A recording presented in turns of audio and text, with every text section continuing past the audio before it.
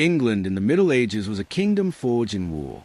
For more than 2 centuries, its fate was written not in parchment and ink, but in steel, fire, and blood.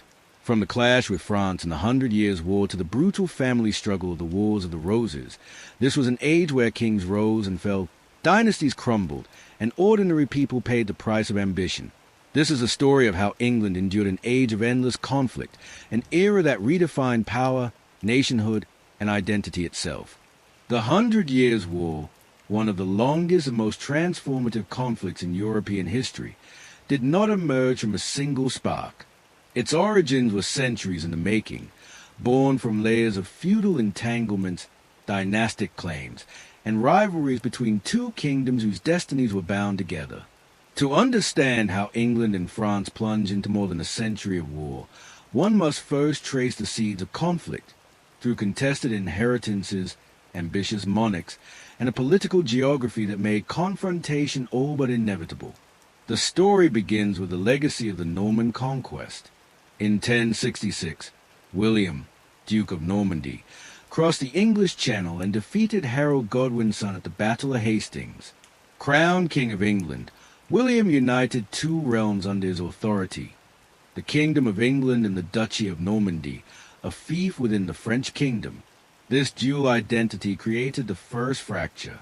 The kings of England became both sovereign rulers in their own right and vassals to the French crown. By feudal law, they owed homage to the Capetian kings of France, even as they ruled a kingdom often wealthier and more centralized than France itself. This contradiction bred tension. Throughout the 12th century, English kings expanded their holdings in France, creating what historians call the Angevin Empire. Henry II, through marriage to Eleanor of Aquitaine, acquired vast territories in southwestern France, including Aquitaine, Gascony, and Poitou. At its height, the Angevin domain stretched from Scotland to the Pyrenees, giving English monarchs control over nearly half of modern France. To the Capetian kings, this was intolerable. Their supposed vassals possessed more land and wealth than their own crown. To the Plantagenets of England, these lands were the cornerstone of dynastic power.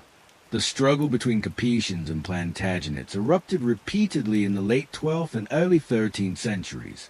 Richard the Lionheart and Philip II of France fought bitterly, with castles and towns across Normandy changing hands.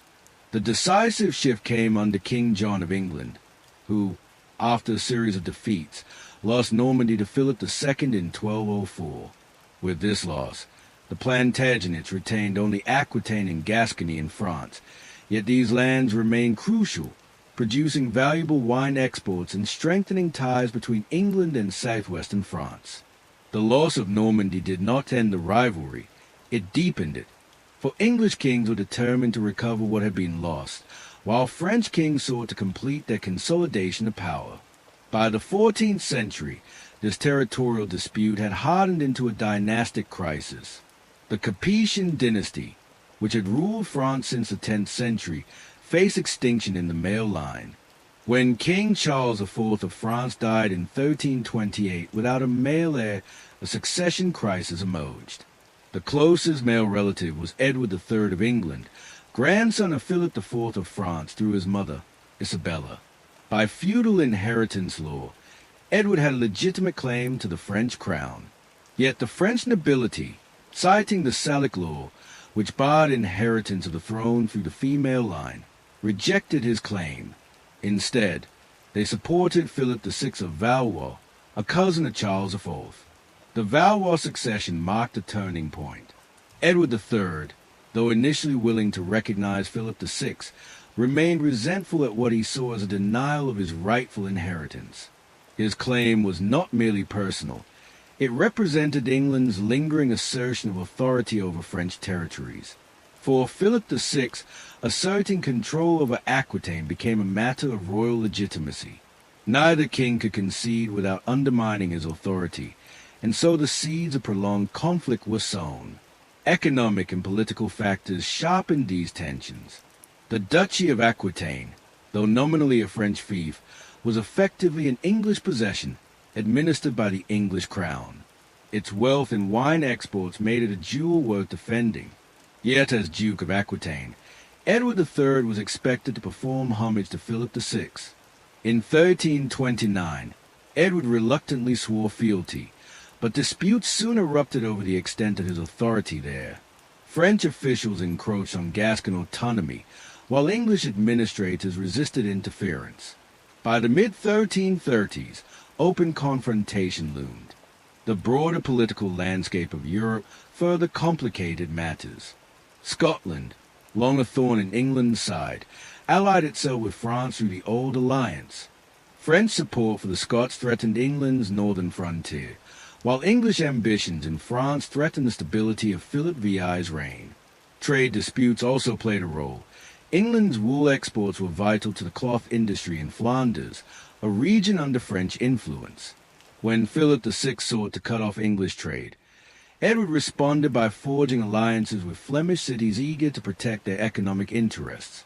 These commercial rivalries gave the looming war an added dimension, intertwining economics with dynastic struggle. Marriage alliances also shaped the path to war. Royal unions were often designed to secure peace, yet they frequently became sources of conflict. Edward III's own claim to France came through his mother, Isabella of France, whose marriage to Edward II of England had been intended to cement Anglo-French ties. Instead, it provided the very grounds for dispute when the Capetian line failed. Similarly, French kings used marriage to bind their nobles and extend influence, often at England's expense. Each alliance created new claims, grievances, and expectations, ensuring that disputes never remained isolated. Ambition was the final catalyst. Edward III was a young, energetic monarch eager to assert himself. His early reign was dominated by regency and political instability, but by the 1330s he had consolidated power and sought to establish his legacy. Claiming the French crown offered both prestige and opportunity. For Philip VI, newly enthroned and insecure, defending his right to rule meant confronting Edward's challenge head-on. Neither man could back down without losing face, and both saw in war a chance to secure their dynasty's future. By 1337, tensions reached breaking point.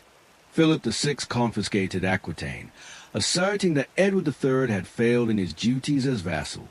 Edward responded by formally claiming the French throne, setting into motion a conflict that would last more than a century. What began as a dispute over homage and inheritance escalated into a struggle for supremacy between two kingdoms. The seeds of the 100 Years' War lay in these overlapping causes. The legacy of the Norman conquest, the expansion and contraction of the Angevin Empire, the dynastic crisis of 1328, economic rivalries, and the ambitions of two monarchs unwilling to yield. For the people of England and France, these disputes among kings would unleash decades of battles, sieges, and devastation. For Europe, it marked the beginning of an age where national identity, political power, and the fate of kingdoms would be forged in war. The war was not inevitable, yet the convergence of these forces made it likely. The feudal bonds tying England and France together had become chains of conflict, dragging both realms into a struggle that neither could escape. Out of inheritance disputes and dynastic ambitions, the stage was set for one of the defining wars of the medieval world. When Edward III of England claimed the French crown in 1337, Europe stood on the threshold of an unprecedented conflict. What began as a dynastic quarrel between two monarchs quickly spiraled into a prolonged struggle that would reshape kingdoms, devastate populations, and transform medieval warfare. The 100 Years' War was not a single war but a series of campaigns, truces, and renewed hostilities spanning more than a century. Its opening chapter set the tone, a blend of feudal rivalries, economic interests, and personal ambition that made compromise impossible. The immediate spark came with the confiscation of Aquitaine. Philip VI of France, citing Edward's failure to fulfill his obligations as a vassal, declared the duchy forfeit in 1337. This move struck at the heart of English power on the continent, severing ties to the rich lands of Gascony and Aquitaine that provided both revenue and prestige. Edward's response was dramatic. He proclaimed himself the rightful king of France, asserting his claim as a grandson of Philip IV through his mother, Isabella.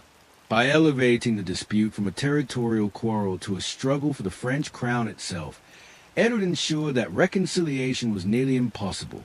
Edward's claim was not without precedent. Monarchs across medieval Europe had long used dynastic inheritance to justify expansion. Yet for the French nobility, the notion of being ruled by a foreign king was intolerable. They rallied behind Philip VI, whose legitimacy rested on the Valois line and the rejection of inheritance through the female line. To acknowledge Edward's claim would have undermined both the Valois dynasty and the principle of French sovereignty. Thus, the conflict quickly took on the character of a struggle between national identities, even as its roots lay in feudal law. The first campaigns revealed the complexity of the conflict. Edward sought allies on the continent, forging alliances with Flanders, the Holy Roman Empire, and various French nobles discontented with Valois rule. These coalitions were driven as much by economics as by politics.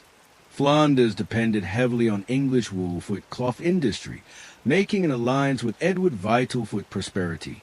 The Low Countries, strategically situated along France's northern frontier, offered a base for English operations. In return, Edward promised support against French influence. In 1338, Edward launched his first major campaign, leading an army into Flanders. He secured recognition from allies, but his attempt to gain decisive victories faltered. Financing such campaigns proved difficult, and without sustained military success, alliances grew fragile. The early years of the war were marked more by skirmishes, raids, and naval battles than by decisive land engagements. Yet even in these early stages, the war began to reshape the political and economic order of Europe. The naval conflict played a crucial role. Control of the English Channel and Atlantic coastlines determined the movement of armies and the security of trade. In 1340, Edward scored a significant victory at the Battle of Sluis.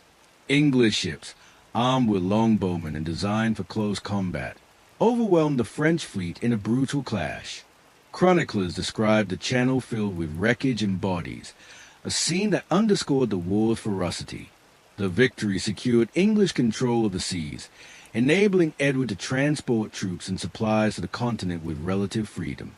It also bolstered his legitimacy as a king capable of challenging the Valois on equal terms. Yet the war was not limited to France and England. Scotland, bound by the Old Alliance, attacked England's northern frontier, forcing Edward to divide his forces. This two-front war strained English resources, while France supported Scottish incursions to weaken Edward's position.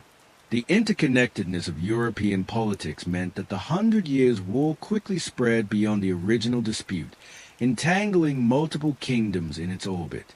Financing the war posed enormous challenges. Medieval warfare was costly, requiring the mobilization of armies, fleets, and supplies.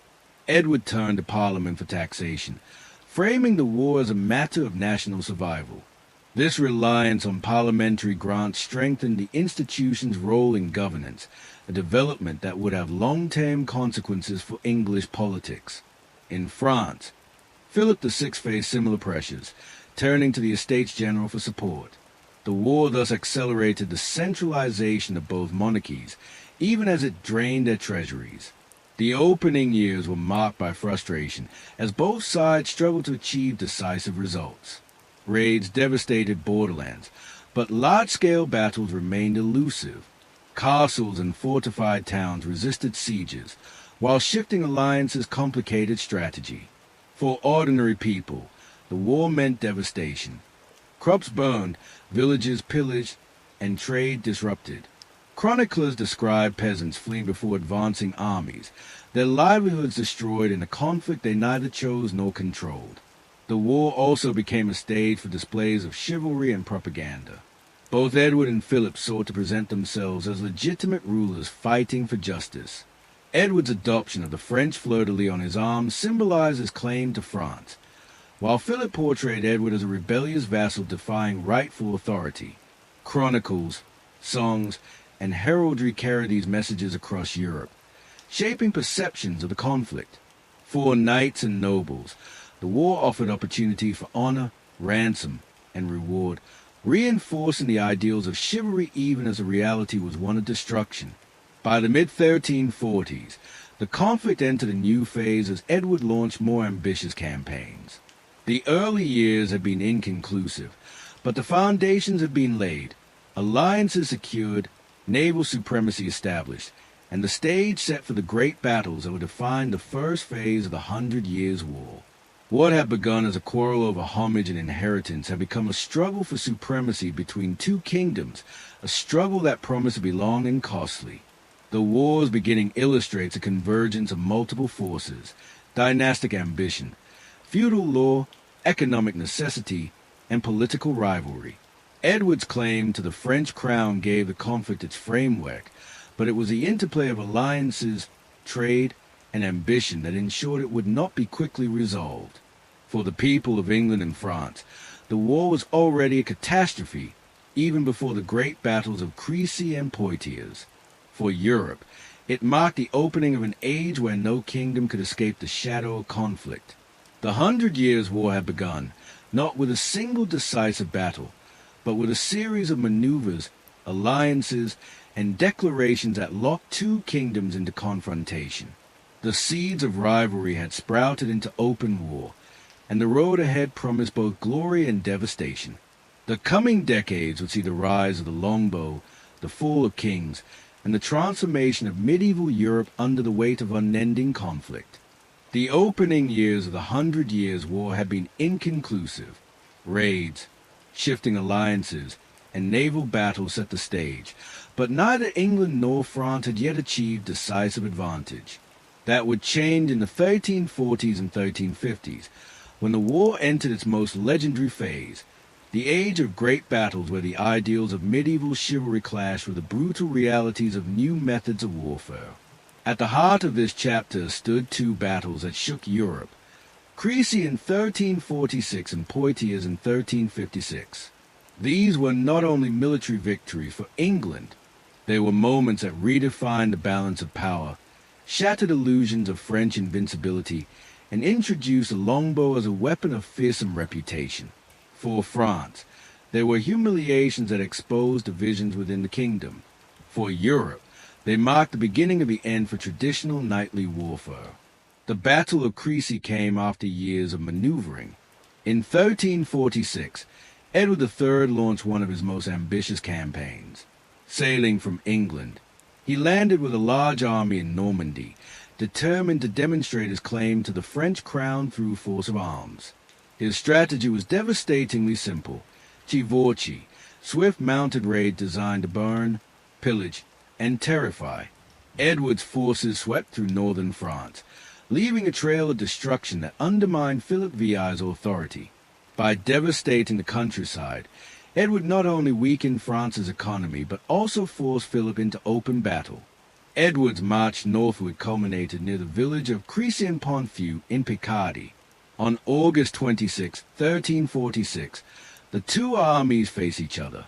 Edward's force, perhaps 12,000 strong, was composed of knights, men-at-arms, and a large contingent of longbowmen. The French army, commanded by Philip VI, was much larger, perhaps 20,000 to 30,000 men, including heavily armored knights, crossbowmen from Genoa, and feudal levies. The English chose their ground carefully. Edward positioned his men on a slope, with longbowmen arrayed in a series of wedges and fortified by pits and obstacles. His army was rested, disciplined, and prepared. The French, by contrast, arrived fatigued after a long march. Philip VI, under pressure from his nobles eager for glory, ordered an immediate assault rather than waiting to regroup. The battle unfolded as a disaster for France. The Genoese crossbowmen advanced first, but a sudden rainstorm had dampened their bowstrings, reducing their effectiveness. The English longbowmen, with their yew-bows strung and dry, unleashed a devastating barrage. Arrows fell like hail, cutting down the crossbowmen and sowing confusion. French knights, impatient and contemptuous of their mercenaries, charged through the retreating Genoese, trampling them in the process. Wave after wave of French cavalry surged up the slope, only to be broken by the relentless storm of arrows. Horses fell in droves, knights toppled from saddles, and chaos spread. Edward's men-at-arms, positioned behind the archers, met the disorganized French with disciplined resistance. Even the personal intervention of Philip VI could not turn the tide. By the end of the day, French losses were catastrophic. Among the dead were scores of nobles and knights, including John of Bohemia, whose chivalric bravery, charging despite blindness, became legendary but futile. Crécy was a revelation. It demonstrated that disciplined infantry and longbowmen could defeat the mounted chivalry that had dominated European warfare for centuries. The myth of knightly invincibility lay shattered. For England, it was a triumph that reinforced Edward's claim to legitimacy. For France, it was a humiliation that revealed the dangers of overconfidence and disorganization. The aftermath of Crécy extended beyond the battlefield. Edward marched north to Calais, laying siege to the crucial port. The siege of Calais lasted 11 months, from 1346 to 1347, testing the endurance of both besiegers and defenders. The town citizens suffered starvation, and when the city finally surrendered, Edward demanded symbolic submission. Chroniclers tell of the famous episode where 6 burghers of Calais, barefoot and wearing nooses, offered themselves as hostages to save their people. Though spared by the intercession of Queen Philippa of Hainault, the act became a powerful symbol of civic sacrifice. Calais became an English stronghold, held for more than 2 centuries, and provided a permanent foothold on the continent. Crécy and Calais marked the height of Edward III's fortunes. Yet the war did not end. France, weakened, regrouped under new leadership. By the 1350s, both kingdoms faced new challenges. The Black Death, sweeping across Europe in 1347 to 1351, decimated populations and disrupted economies. Armies shrank as men died or villages were abandoned. Yet war continued, sustained by ambition, revenge, and necessity. In 1356, another confrontation would deliver England an even greater prize. The stage was Poitiers in central France, where Edward's son, Edward of Woodstock, the Black Prince, led a chivalry through the French countryside.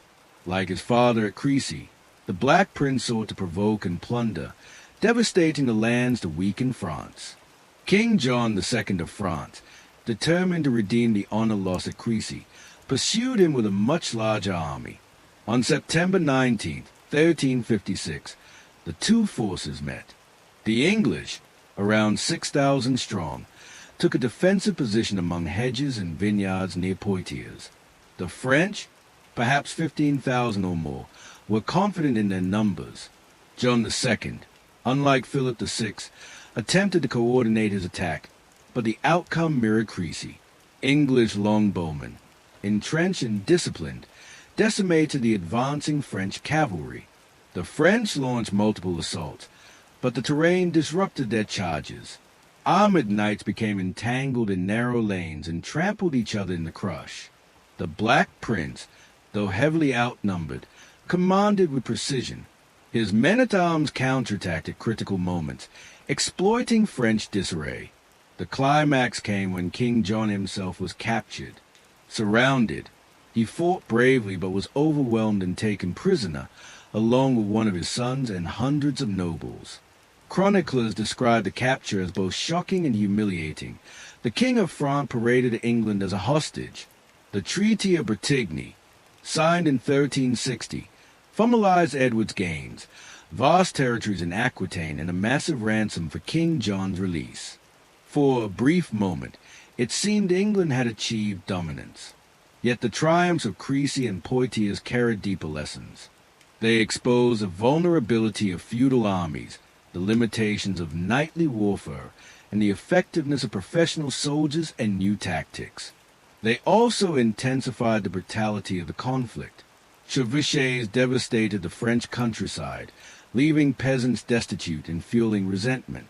The glory of chivalry coexisted with the suffering of ordinary people, whose fields and villages became battlefields. For England, these victories fed a sense of destiny. Chroniclers celebrated the Black Prince as the embodiment of chivalric virtue, while Edward III basked in his reputation as a warrior king. For France, the defeats were catastrophic but not fatal. National resilience, the strength of local resistance, and the determination of future leaders would ensure that the war was far from over. Crécy and Poitiers became symbols, remembered not only for their immediate consequences but for what they represented in the evolution of warfare. The age of mounted knights charging across open fields was giving way to new realities. Arrows, discipline, and strategy proved more decisive than noble blood or personal valor. In the long arc of history, they foreshadowed the decline of feudal warfare and the rise of professional armies. The legend of Crécy and Poitiers endures because they capture the drama of the 100 Years' War's first phase, moments when destiny seemed to favor England, when kings and knights clashed on open fields, and when the future of two kingdoms hung on the arc of arrows and the courage of men. But the war was not won at Crécy, nor at Poitiers. The struggle for France would continue, shaped by plague, politics, and the rise of new leaders. The glory of victory was fleeting.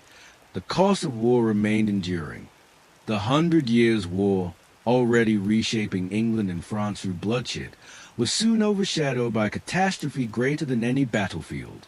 In 1347, a new terror arrived in Europe, one that cared nothing for kings, armies, or borders. It was a Black Death, the bubonic plague, a pandemic that would kill tens of millions, disrupt societies, and change the course of the war itself. For England and France, locked in a struggle for supremacy, the plague was both a scourge and a turning point, breaking kingdoms, altering economies, and redefining power. The origins of the Black Death lay far beyond Europe. Historians trace its spread to the steppes of Central Asia, where plague bacteria circulated among rodents and their fleas. Through trade routes like the Silk Road, it reached the ports of the Black Sea and, from there, traveled westward aboard ships.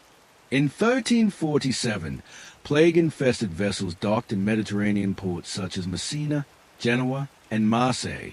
Within months, the disease raced northward, carried by merchants, soldiers, and travelers.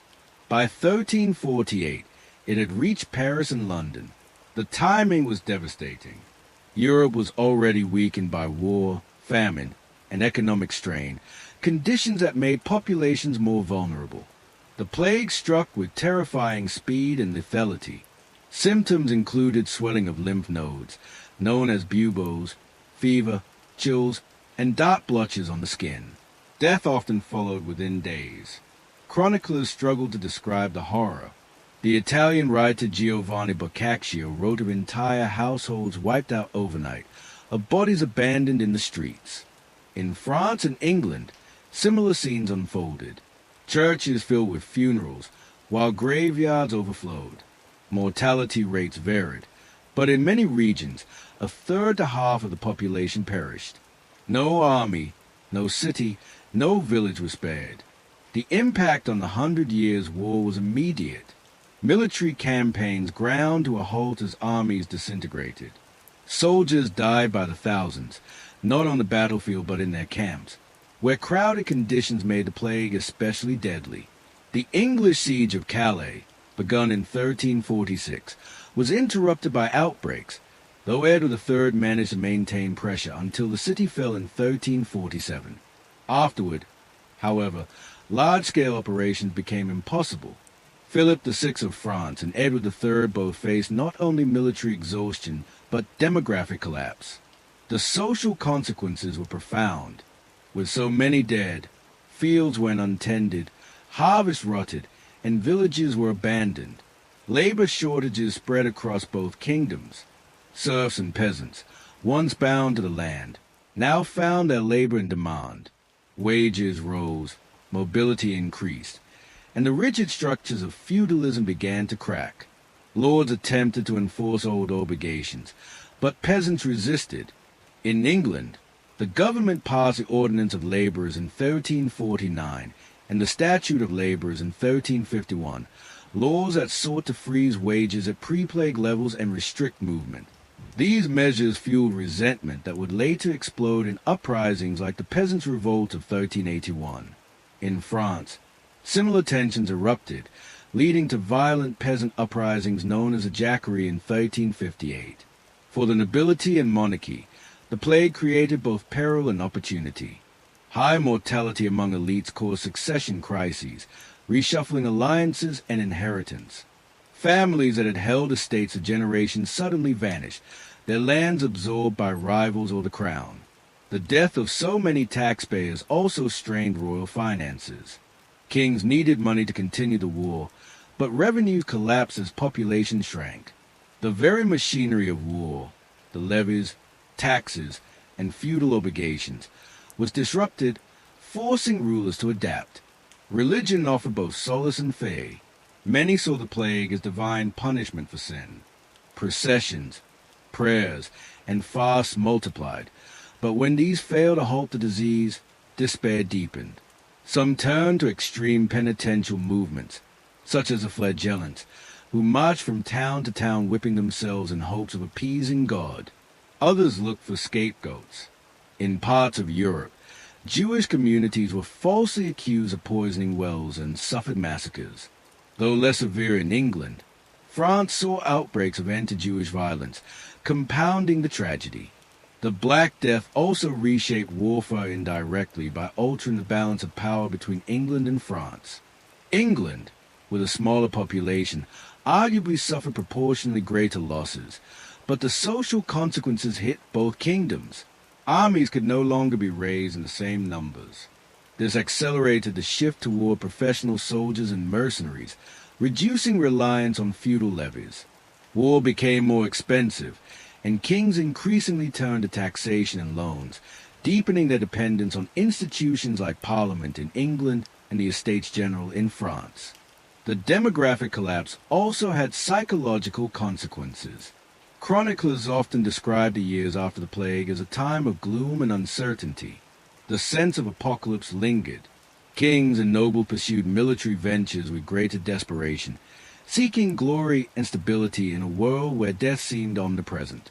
The Black Princes chevauchés in France, devastating campaigns of plunder, were waged in a countryside already scarred by plague. For peasants, who had barely survived disease, the arrival of armies meant further ruin.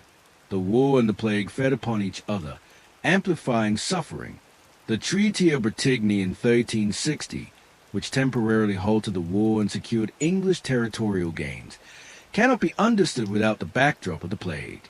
Both kingdoms were too weakened to sustain prolonged conflict. France, fractured by internal divisions and devastated by repeated outbreaks, could not mount effective resistance. England, despite victories, struggled to finance its ambitions. The treaty reflected exhaustion as much as diplomacy. In cultural memory, the Black Death left a lasting mark. Art, literature, and religious thought turned increasingly toward themes of death and mortality. The motif of the dance macabre, the dance of death, appeared in murals and manuscripts, reminding all that death spared no one, from king to peasant. Chronicles recorded not just battles, but the endless funerals, the silent villages, and the despair of survivors. The age of chivalry, already questioned at Crécy and Poitiers, now seemed hollow in the face of mass mortality. Yet from this devastation emerged profound changes. The weakening of feudal bonds, the rise of wage labor, the centralization of monarchies, and the questioning of religious authority all had roots in the plague years. The Black Death did not end the 100 Years' War, but it transformed the context in which it was fought. The kingdoms that emerged from the plague were not the same as those that had entered it. By the mid-1350s, when war resumed in earnest, France and England were both altered societies. Populations had shrunk, economies had been disrupted, and faith in institutions had been shaken. Yet the ambitions of kings remained. The Black Prince's triumph at Poitiers in 1356 and the capture of King John II of France occurred in a land still haunted by plague. The contrast was stark. Amid depopulation and despair, monarchs continued to gamble lives for crowns. The Black Death was not simply a backdrop to the Hundred Years' War. It was a central actor. It weakened kingdoms, fueled uprisings, and reshaped economies. It also reminded all who lived through it of the fragility of life, even as kings and nobles pursued glory. In the great drama of the 14th century, plague and war were inseparable, each magnifying the other's devastation. The kingdoms of England and France, broken by disease, would nevertheless continue their struggle. The war that began with dynastic claims had now become a test of endurance, fought not only against rival armies but against nature itself. The 100 Years' War was more than a clash of kings and crowns. It was also the crucible in which the modern identities of England and France began to take shape. Before the 14th century, the idea of belonging to a nation was fragile, often overshadowed by local loyalties, dynastic ties, or religious identity. Yet as the war dragged on, amid triumphs, humiliations, plague, and devastation, people began to think of themselves less as subject of a local lord and more as part of something larger, the realm of England or the kingdom of France. The roots of this transformation lay in the very causes of the war. Edward III of England's claim to the French throne in 1337 forced both kingdoms to ask fundamental questions about legitimacy and sovereignty. Was France a collection of feudal territories, each with its own customs and rulers? Or was it a unified realm under a single monarch? Could England claim to be more than an island kingdom, a power with legitimate authority across the Channel? These questions were not only political, they became central to how people understood identity itself. For England, the war provided a focus for unity. The victories at Crécy in 1346 and Poitiers in 1356, combined with the capture of the French King John II, created a sense of collective pride. Chroniclers emphasized not just the glory of knights, but the courage of longbowmen, drawn largely from common ranks. The successes of ordinary archers against the mounted chivalry of France suggested that England's strength was not only in its nobility but in its people. Over time, this fostered a shared sense of belonging that cut across class lines. Language played a decisive role. Since the Norman conquest of 1066, French had been the language of the English elite. The court, the law, and the aristocracy used French, while Latin dominated in the church and scholarship. English, the language of the common people, was marginalized. But during the 100 Years' War, this began to change. The victories of Edward III and the Black Prince encouraged pride in the English tongue. By the late 14th century, English was re-emerging in official documents, literature, and law courts. Geoffrey Chaucer's Canterbury Tales, written in English, reflected this cultural shift. War with France, ironically, accelerated the decline of French as a language of England's ruling class and helped forge a distinct English identity. Symbols reinforced this identity. Edward III's decision to quarter the arms of England with the fleur-de-lis of France was a bold assertion of his claim to the French crown, but it also spread awareness of the conflict. Coins, banners, and seals carried royal symbols into villages and marketplaces, reminding ordinary people of the stakes of war. Festivals and sermons celebrated victories, while the memory of defeats like those at Saints or Bergerac provoked anger and determination. Identity was being shaped not only by kings, but by the experiences of those who lived and suffered through the war. France faced a more complicated journey. Its defeats in the early decades of the war exposed the kingdom's fragility. The monarchy's authority was contested by powerful nobles, especially in regions like Burgundy and Brittany. The Estates General, representing clergy, nobles, and townsmen, gained prominence during the captivity of King John II, challenging royal authority. The peasantry, devastated by war and plague, erupted in the Jacquerie of 1358, a violent uprising that revealed deep resentment. For many, France was not yet a nation but a patchwork of regions with competing interests. Yet the very experience of invasion and devastation began to foster a sense of collective identity. English chevauchés, which burned towns and villages, forced local populations to rally under the French crown, even if reluctantly. The suffering inflicted by foreign armies gave new meaning to loyalty. The figure of Joan of Arc in the 1420s would crystallize this sentiment, but its roots lay earlier in the shared trauma of invasion.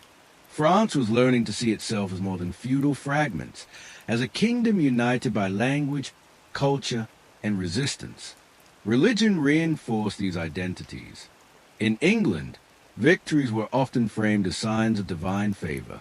Clergy preached sermons linking military triumphs to God's will, portraying Edward III and later Henry V as chosen rulers. In France, defeats were interpreted as punishment for sin, but they also inspired calls for renewal. The idea of France as the eldest daughter of the church gained strength, blending national pride with religious identity. Saints like street Denis became symbols of French resistance, while St. George rose in prominence as England's patron. The war sacralized national identity, intertwining faith with loyalty. Economic realities also shaped identity. English merchants profited from control of wool exports, and the defense of trade routes was seen as a national interest. In France, cities like Paris and Rouen bore heavy taxes to fund defense, creating resentment but also a recognition of shared burdens. The language of taxation, speaking in defense of the realm or the kingdom, slowly replaced older, more local concepts of obligation. People began to imagine themselves as contributors to a larger whole, not merely subject of a local lord. The cultural consequences were lasting. Literature, chronicles, and art depicted the conflict in ways that celebrated collective identity. English chroniclers like Jean Froissart, though Flemish, glorified English victories and spread their fame across Europe. French poets lamented defeats but called for unity. Plays, songs, and stories carried themes of national struggle to wider audiences. Even the memory of suffering, villages burned, families displaced, reinforced the sense that people were part of something larger, bound together by shared fate. The rise of national identity was not linear, nor was it uniform. Many English soldiers fought in France for plunder rather than patriotism. French nobles often pursued their own ambitions over loyalty to the crown. Yet over the decades, the war created new ways of thinking. The concept of England and France as distinct nations began to overshadow the older feudal order of overlapping loyalties. By the mid-15th century, when the war neared its end, the language of nationalism was unmistakable. In England, this shift contributed to a stronger sense of parliamentary authority. Kings could no longer wage war without justifying it to representatives of the realm. In France, it fueled centralization under the Valois monarchy, as the crown emerged as a symbol of national unity against foreign invasion. The seeds planted during the 100 Years' War would grow into the modern nation-states of Europe. The irony is that a war born from feudal disputes and dynastic claims produced something far greater, the beginnings of national identity. Out of devastation and bloodshed, ordinary people came to see themselves not just as peasants, merchants, or vassals, but as English or French. The war that had begun over crowns ended by creating nations. By the early 15th century, the 100 Years' War had settled into uneasy rhythms of truces, raids, and occasional campaigns. England's earlier triumphs at Crécy and Poitiers were legendary, but their effects had faded. France, despite defeats, remained intact. The Treaty of Bretigny in 1360 had ceded vast territories to England, but much of this was gradually lost as the Valois monarchy recovered. By 1415, when Henry V ascended the English throne, England's continental possessions were reduced largely to Calais and Gascony. Yet within a few short years, Henry would achieve one of the most extraordinary victories in medieval history, the Battle of Agincourt. Henry V, crowned in 1413, was no ordinary monarch. Pious, disciplined, and determined, he brought focus to a kingdom weary of internal strife. His father, Henry IV, had seized the throne from Richard II, leaving the Lancastrian dynasty vulnerable to questions of legitimacy. Henry V sought to consolidate his rule by reviving the claim to France. War offered not only the prospect of territorial gain, but also the glory and unity that could secure his dynasty's future. In 1415, he launched his campaign, framing it as both a rightful inheritance and a holy endeavor.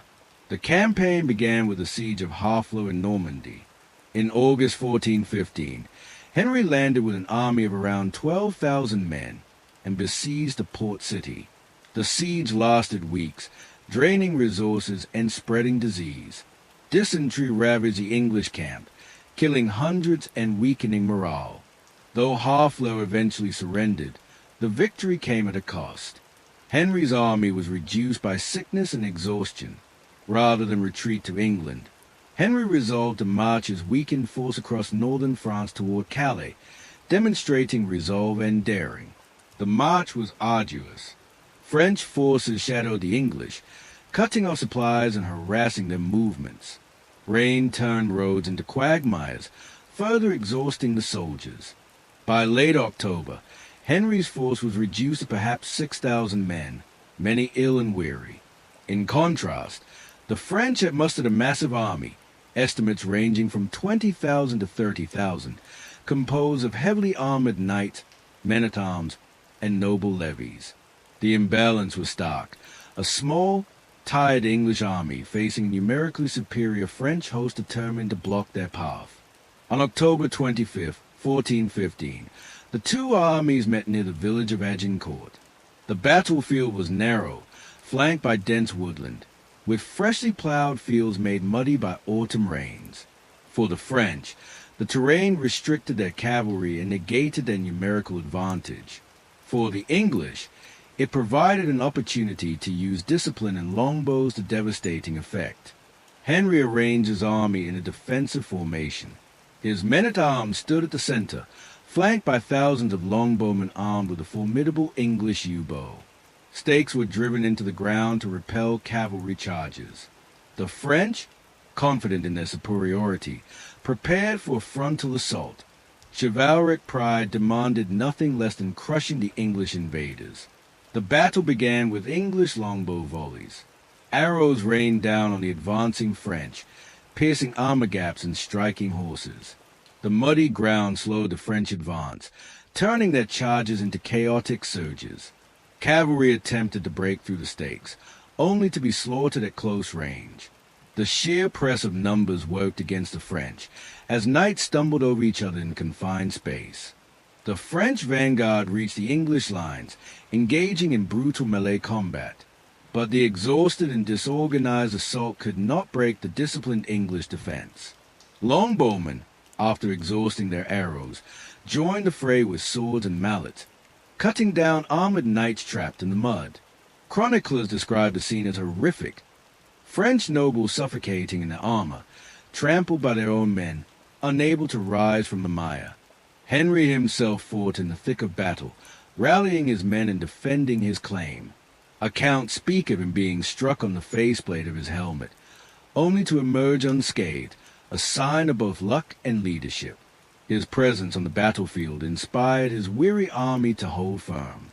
The outcome was astonishing. Despite their overwhelming numbers, the French suffered catastrophic losses. Estimates suggest between 6,000 and 10,000 French dead, including much of the nobility, dukes, counts, and knights of renown. Among the fallen were the Constable of France, Charles d'Albret, and the Dukes of Alençon, Brabant, and Bar. English casualties, by contrast, numbered only a few hundred. The disparity was staggering. The victory at Agincourt was more than a military triumph. It was a psychological and political earthquake. For England, it vindicated Henry's rule, silenced critics of his dynasty, and revived memories of Edward III's earlier glories. Henry returned to England in triumph, hailed as a warrior king chosen by God. Parliament granted him unprecedented support, enabling him to pursue further campaigns in France. For France, Agincourt was a disaster. The kingdom was already weakened by internal divisions, with factions loyal to the Armagnacs and Burgundians vying for control. The defeat deepened the fractures. With much of the nobility dead or captured, France's leadership crisis worsened. King Charles VI, suffering from bouts of mental illness, could not provide stability. The Valois monarchy teetered, vulnerable to further English advances. The legacy of Agincourt extended beyond immediate politics. It reinforced the reputation of the longbow as a decisive weapon, capable of neutralizing even the most heavily armored knights. It underscored the importance of discipline, terrain, and leadership in medieval warfare, and it further eroded the traditional ideals of chivalry. The image of proud French knights crushed in mud by common archers became emblematic of a changing era. Henry capitalized on his victory with renewed campaigns. In 1417, he launched a full-scale invasion of Normandy, capturing Caen, Rouen, and eventually Paris. The Treaty of Troyes in 1420 formalized his triumph. Under its terms, Henry was recognized as heir to the French throne and region of France, effectively disinheriting the Dauphin, Charles. To seal the agreement, Henry married Catherine of Valois, daughter of Charles VI. For a moment, it appeared that the crowns of England and France would be united under Henry's dynasty. Yet the glory of Agincourt was fragile. Henry's death in 1422, at the age of 35, left an infant son as his heir. The dream of dual monarchy faltered in the face of renewed French resistance, embodied by the figure of Joan of Arc in the 1420s. Still, Agincourt endured in memory as one of England's greatest victories, a moment when the odds seemed impossible, yet discipline and determination prevailed. The battle's symbolic power has lasted for centuries. Chroniclers celebrated it as divine judgment. Shakespeare immortalized it in stirring verse, and historians continue to marvel at its improbable outcome. For contemporaries, Agincourt was proof that God favored Henry's claim. For modern observers, it remains a testament to the unpredictability of war, where mud, arrows, and leadership outweighed numbers and pride. Agincourt was not the end of the 100 Years' War, but it was a shining hour for England, a triumph that echoed across Europe and inspired generations. It demonstrated the heights of English power, even as it foreshadowed the struggles and reversals yet to come. In the long and bloody saga of the war, Agincourt stands as a pinnacle, a battle where the fate of kingdoms turned in a single day of mud and steel. By the early 1420s, France seemed on the verge of collapse. The crushing defeat at Agincourt, the continuing dominance of Henry V, and the Treaty of Troyes in 1420 had brought the kingdom to its knees. According to the treaty, Henry V of England was recognized as heir and regent of France, disinheriting the Dauphin Charles, the rightful son of Charles VI. When Charles VI died in 1422, the crowns of England and France were united, at least on parchment, under the infant Henry VI. The Lancastrian dream of ruling two kingdoms appeared within reach. Yet the situation was more fragile than it seemed. France remained deeply divided. The Burgundians, led by the powerful Duke of Burgundy, John the Fearless, had allied with the English after his assassination in 1419 by Armagnac partisans. This alliance gave England a crucial foothold in northern France, including Paris. But in the south and along the Loire Valley, the Dauphin Charles maintained a loyal following. Though disinherited, he continued to claim his right as Charles VII of France. His cause appeared desperate, with his court derided as weak, his treasury empty, and his military fortunes bleak. It was in this atmosphere of despair that an unlikely figure emerged to change the course of the war, a young peasant girl named Joan of Arc. Joan was born around 1412 in Domremy, a small village in northeastern France. The region was scarred by raids and conflict, and Joan grew up amid war and instability. At around the age of 13, she began to experience what she described as divine visions and voices, urging her to save France and support the Dauphin.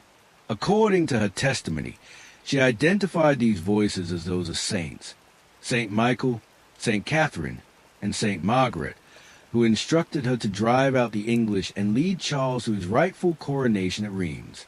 Her mission seemed impossible. She was an illiterate peasant girl in a world dominated by noblemen and clerics. Yet Joan's conviction was unshakable. By 1429, she had made her way to the Dauphin's court at Chinon. Skeptical advisers interrogated her claims, but Joan impressed many with her piety, confidence, and knowledge of Charles's private prayers, something contemporaries saw as a divine sign. Desperate for hope, Charles agreed to give her a chance. That chance came at Orleans. The city, a key stronghold on the Loire River, was under English siege. Its fall would have opened the way for further English advances into southern France. Joan, clad in white armor and carrying a banner emblazoned with the fleur-de-lis, arrived in April 1429. Though she held no formal command, her presence electrified the French troops. Chroniclers describe her leading assaults, rallying men who had lost hope, and inspiring courage through her faith. Within days, the siege was lifted. The victory at Orleans was a turning point. It shattered the aura of English invincibility and gave France renewed confidence. From Orleans, Joan pressed for Charles to proceed to Reims for his coronation. This was not merely symbolic. According to French tradition, legitimacy as king required anointment with sacred oil at Reims Cathedral. By guiding Charles to Reims, Joan could transform him from a disinherited claimant into a divinely sanctioned monarch. In a daring march through hostile territory, Joan and the French army reached Reims, and on July 17, 1429, Charles was crowned King Charles VII. Joan stood at his side, her mission seemingly fulfilled. For many, it was proof that God favored France. The coronation did not end the war, but it shifted its momentum. Joan's victories inspired uprisings across France. Towns and cities once resigned to English rule now resisted. The morale of the French army soared, while English forces struggled to contain the resurgence. Joan herself continued to participate in campaigns, but her influence also bred resentment. Some nobles and commanders disliked her prominence, and political divisions within Charles's court limited her authority. In 1430, Joan's fortunes changed.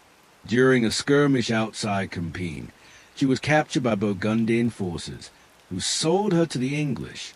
For them, Joan was more than a military opponent. She was a symbol that needed to be destroyed. To discredit her, they put her on trial for heresy and ruin. The trial, conducted by pro-English clerics, accused her of witchcraft, false visions, and defiance of church authority. Joan defended herself with remarkable intelligence and composure, but the outcome was predetermined. On May 30th, 1431, at the age of 19, she was burned at the stake. Joan's death was meant to demoralize France, but it had the opposite effect. She became a martyr, her story spreading as evidence of English cruelty and French righteousness. In the decades that followed, Charles VII consolidated his rule, reconciling with the Burgundians and regaining much of northern France. The English position weakened as internal turmoil consumed their kingdom. By the mid-15th century, the tide had decisively turned in France's favor. The significance of Joan of Arc cannot be overstated. She transformed the dynastic war into a sacred struggle. By embodying the idea that France was chosen by God, she gave people a reason to fight beyond loyalty to lords or kings. Her victories and her sacrifice helped forge a sense of national identity, uniting peasants and nobles, clergy and soldiers, under a common cause. In retrospect, Joan's role was as much symbolic as military. She did not command armies in the traditional sense, nor did she single-handedly change strategy. But symbols matter. Her courage at Orleans, her determination to see Charles crowned, and her martyrdom at Rouen galvanized a fractured kingdom. The French revival owed much to her inspiration, and her story remains one of the most extraordinary episodes of the 100 Years' War. By the time of her retrial in 1456, decades after her death, she was posthumously exonerated.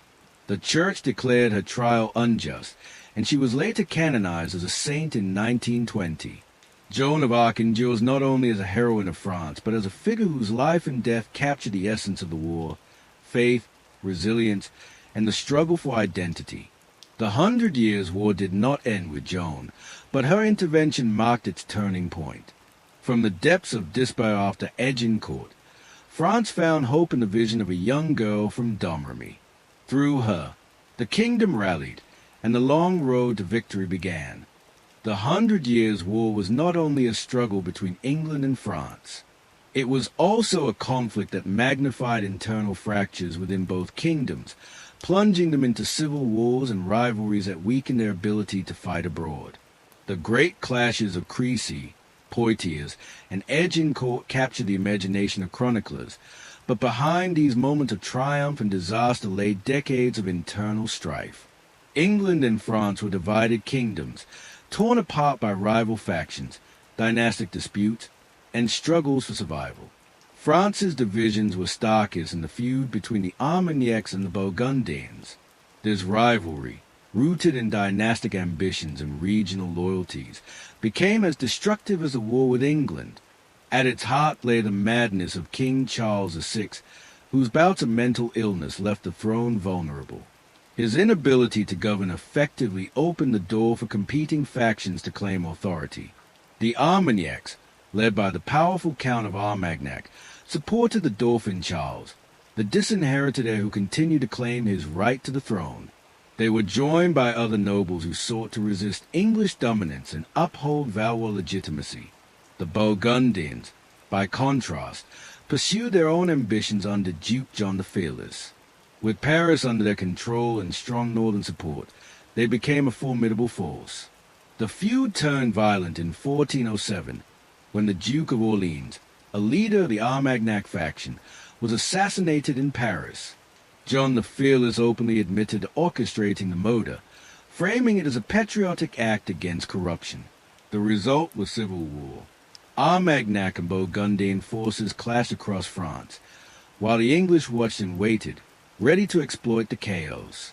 The rivalry paralyzed French resistance, allowing Henry V to strike decisively at Agincourt in 1415.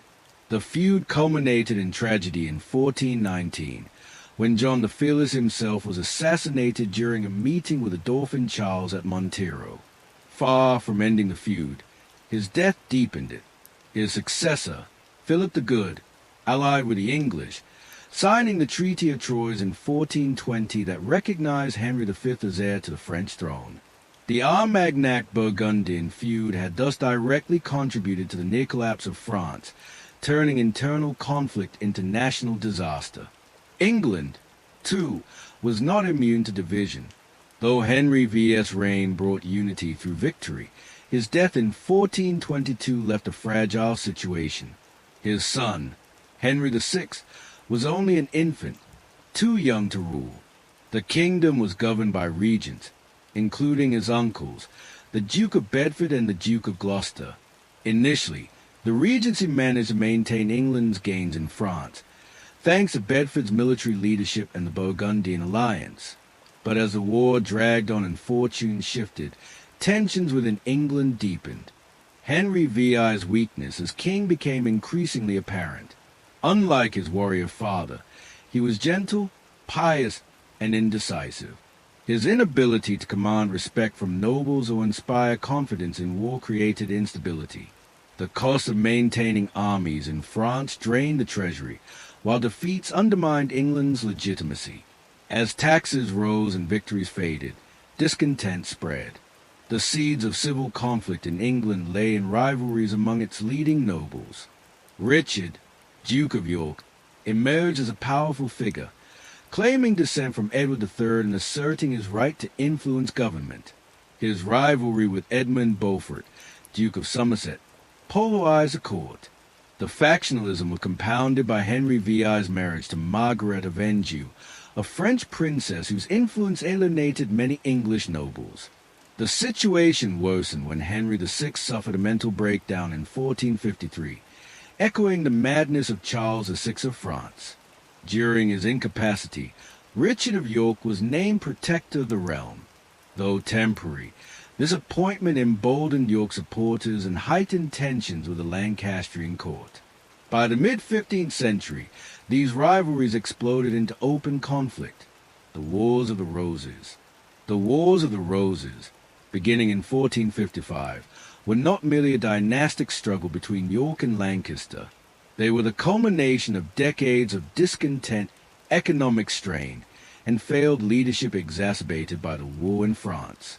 As English armies lost ground overseas, culminating in the fall of Normandy in 1450 and Gascony in 1453, the nobility turned on each other at home. The dream of an English empire in France crumbled, replaced by a civil war that consumed the realm for a generation. France, meanwhile, gradually overcame its divisions. The assassination of John the Fearless and the eventual reconciliation between Charles VII and Philip the Good of Burgundy in 1435 marked a turning point. The Treaty of Arras ended Burgundian support for the English and restored unity to France. With the Burgundians aligned to the Valois crown, Charles VII could consolidate his rule and rebuild his kingdom. Charles embarked on reforms that strengthened royal authority.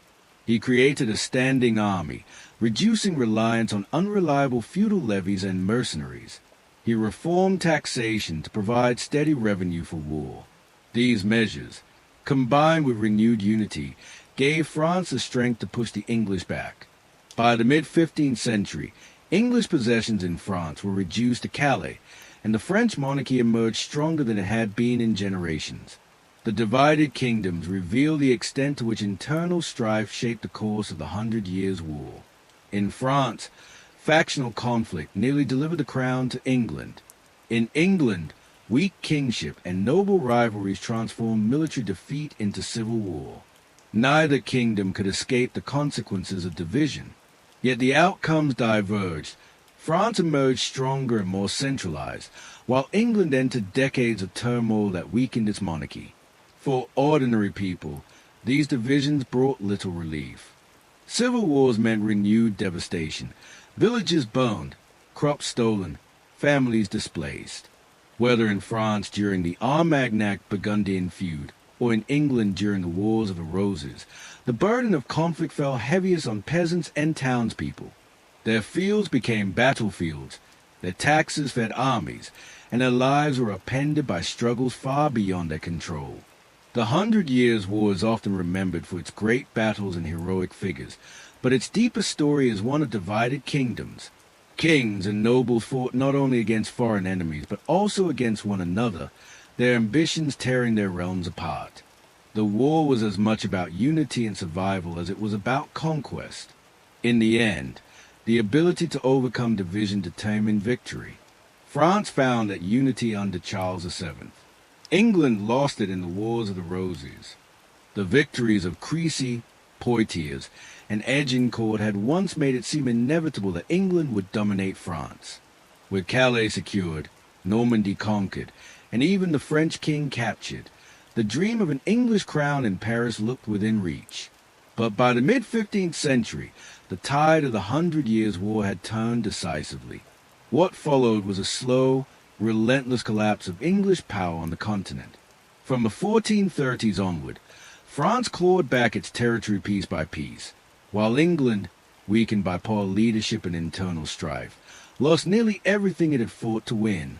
The process began with a revival of French fortunes under Charles VII. The Dauphin, who had once seemed powerless, disinherited by the Treaty of Troyes, emerged as a determined and effective king. The inspiration of Joan of Arc had been vital, but after her execution in 1431, Charles did not falter. He recognized that to defeat England, France needed more than charismatic leaders. It required structural reform. In 1439, Charles established permanent taxation through the tail, providing stable revenue for the crown. This allowed him to create one of Europe's first standing armies, replacing unreliable feudal levies with professional soldiers. The companies d'ordonnance, as they were called, gave France a disciplined corps of cavalry and infantry. Alongside them, the king encouraged artillery innovation. French cannon, increasingly effective at destroying castles and city walls, would prove decisive in the reconquest of Normandy and Gascony. The turning point came in 1435 with the Treaty of Arras. For decades, the Burgundians had allied with the English, holding Paris and northern France in defiance of the Valois crown. But the assassination of John the Fearless in 1419 had left deep wounds, and by 1435, his son, Philip the Good, was ready to reconcile. The treaty restored peace between Burgundy and Charles VII, depriving England of its most powerful ally. Without Burgundian support, English control in France became increasingly untenable. The French reconquest began in earnest. Paris, long under English and Burgundian domination, was retaken in 1436. Though fighting continued, the capital's recovery symbolized a revival of the Valois monarchy. Over the next decade, French forces pressed north and west, reclaiming towns and fortresses. By the 1440s, Normandy, once the jewel of Henry VI's conquest, was under threat. English weakness compounded the problem. Henry VI, who inherited the thrones of England and France as an infant, proved incapable of leadership as an adult. Gentle, pious, and indecisive, he lacked the martial spirit of his father.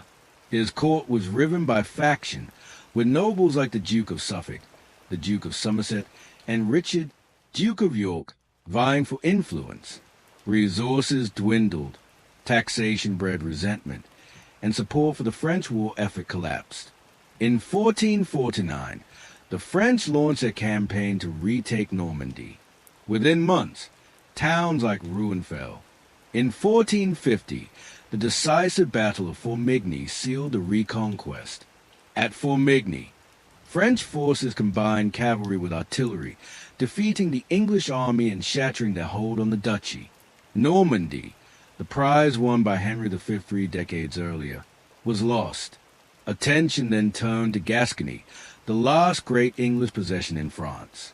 Gascony had been linked to England since the 12th century, when Eleanor of Aquitaine's marriage to Henry II brought the region into the Angevin Empire. Its wine trade enriched English merchants, and its loyalty had been a cornerstone of English continental power. But by the 1450s, Gascony stood isolated. In 1451, French forces captured Bordeaux, the heart of the duchy. Remarkably, the citizens of Bordeaux invited the English back the following year, still valuing their ties to England. John Talbot, Earl of Shrewsbury, led an expedition to reclaim the city, briefly restoring English rule. But in 1453, at the Battle of Castillon, French artillery proved decisive once again. Talbot, one of England's greatest commanders, was killed in the fighting. Bordeaux surrendered soon after. Gascony, like Normandy, was gone. With the fall of Bordeaux, England's continental empire was reduced to Calais. The 100 Years' War, which had begun with Edward III's claim to the French throne in 1337, effectively ended in 1453. The dream of an English France was over. The consequences were immense. For France, victory restored unity and cemented the authority of the Valois monarchy. Charles VII emerged as a strong king, presiding over a centralized state with new institutions of taxation, justice, and military power. The war, though devastating, had forged a stronger France. For England, the loss was catastrophic. The glory of Agincourt and the conquest of Henry V evaporated in humiliation. Worse, the defeats exacerbated domestic turmoil. Discontent with failed leadership and heavy taxation fueled unrest, culminating in Jack Cade's rebellion in 1450. The collapse of English fortunes in France also discredited the government of Henry VI and emboldened rivals like Richard, Duke of York. Within 2 years of the fall of Bordeaux, England descended into the Wars of the Roses. The fall of English France also marked a turning point in European warfare. The success of French artillery at Formigny and Castillon demonstrated the growing importance of gunpowder weapons. Castles and fortresses that had once seemed impregnable fell before cannon fire. The age of medieval chivalry, dominated by mounted knights and fortified strongholds, was giving way to a new era of professional armies and centralized monarchies.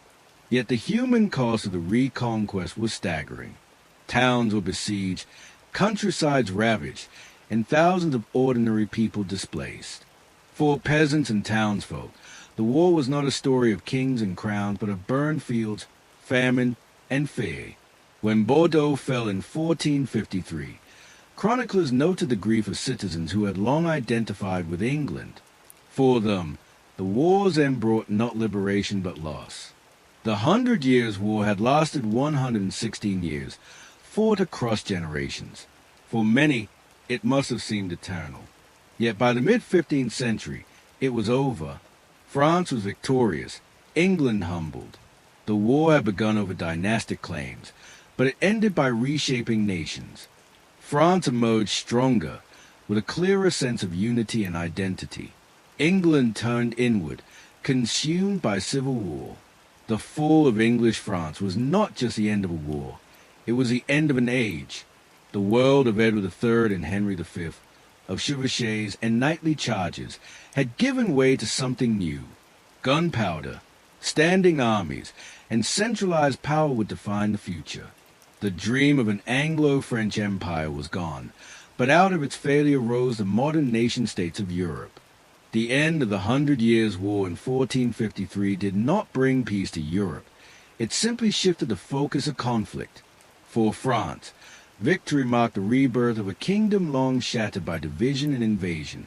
For England, defeat unleashed a spiral of instability that plunged the realm into decades of civil war.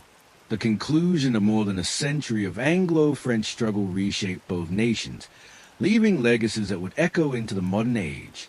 In France, the war's conclusion was nothing short of transformative.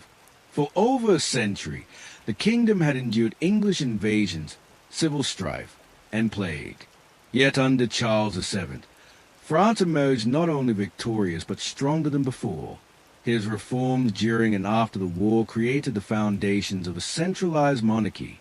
The establishment of permanent taxation, particularly the taille, allowed the crown to maintain a standing army. No longer dependent on feudal levies or mercenaries, Charles ensured the monarchy could project consistent military power. The Company's d'Ordonnance became the backbone of royal authority, professional soldiers loyal to the crown rather than to local lords. Alongside them, advances in artillery gave France a technological edge, enabling it to dominate the battlefields of the late 15th century.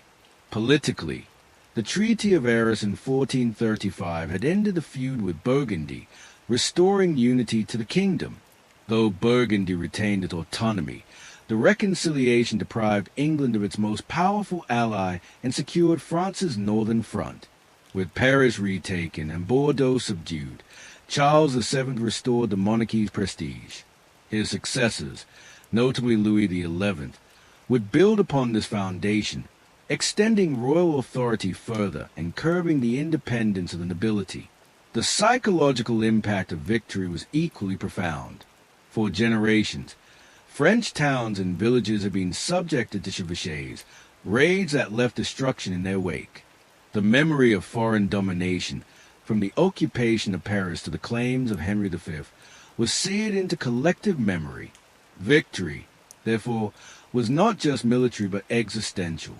It affirmed France's survival as a sovereign kingdom and fostered a stronger sense of national identity. The war that had once been about dynastic claims had become a crucible of unity, yet the cost was immense. Entire regions were depopulated, agriculture devastated, and economies disrupted. Chroniclers spoke of villages left in ruins and lands abandoned. Even in triumph, France faced the challenge of reconstruction.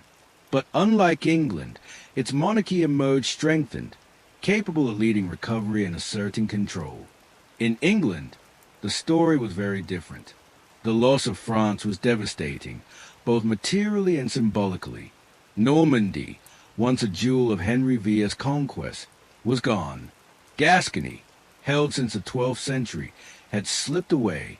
Only Calais remained, a fragile outpost on the continent. The empire that Edward III and Henry V had envisioned was shattered. For many in England, the defeats discredited the government of Henry VI. A king of gentle piety but little strength, Henry could not command respect or rally the kingdom. His marriage to Margaret of Anjou, intended to secure peace, instead fueled suspicion of French influence at court.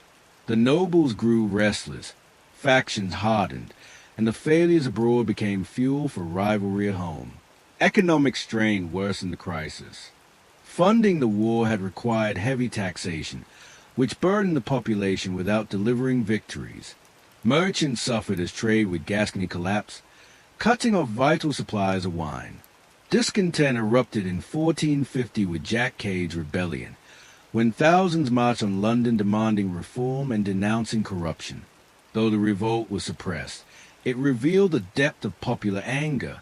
At the same time, the nobility turned against one another. Richard, Duke of York, asserted his claim to leadership, pointing to his descent from Edward III and criticizing the Lancastrian regime. His rivalry with Edmund Beaufort, Duke of Somerset, split the court. With Henry VI prone to bouts of mental incapacity, his first breakdown in 1453 coincided with a final defeat at Castillon. England was left leaderless. Margaret of Anjou fought fiercely to defend her son's inheritance, but her assertiveness alienated many nobles. By 1455, these tensions erupted into open conflict. The Wars of the Roses, fought between the houses of Lancaster and York, plunged England into decades of bloodshed.